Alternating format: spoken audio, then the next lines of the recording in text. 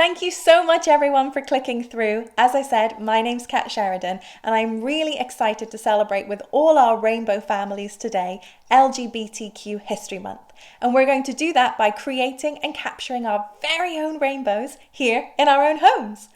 Like I said, we're going to be using sunshine for this, so it really helps it's a sunny day, and I've got my sunglasses on so I can see you while I'm talking. But if it's not sunny and you want to do the same experiment, all you will need is a bright torch, because we're going to use our water in our basin today to magnify the white light either from the sun or your torch and split it into all the beautiful colors of the rainbow. Now, that sounds like magic, but I promise you will have seen it before anytime you go out walking and it's a little bit sunny and a little bit rainy and all of a sudden a rainbow appears. That is because the water in the rain is magnifying the sunlight to let us see all those beautiful colors. So, how do we do this? Well, it's actually super quick, super simple, so I won't hang around.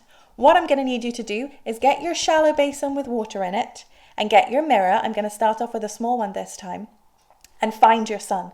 Find your light, as we say in the theatre.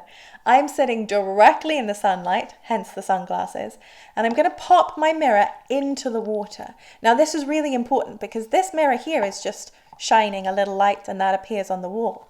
But the mirror in the water is having the light magnified by the water itself and allowing a rainbow to appear. Don't believe me? Let's take a look at how it works. Okay, so how does it work in practice? I've got my little mirror here, my basin of water, and I've just played around until I've found exactly where my rainbow catches on the card. Look at that. It's dancing like fire. Now, why is my rainbow moving around so much? Because my water's moving around. If I put this down on a still surface and we try and catch the rainbow, which I'll show you next. That's how we do it with the small mirror. But if, like me, you're a bit of a butterfingers and you drop the mirror or you spill the water and it's all just getting a bit much, there is an even quicker way to do this. Get yourself a bigger mirror. I've got one here. Place it down on a flat surface, I'm using the table, and put your basin of water on top. Now it does need to be a clear basin for this to work. Maybe a takeaway tub, something like that.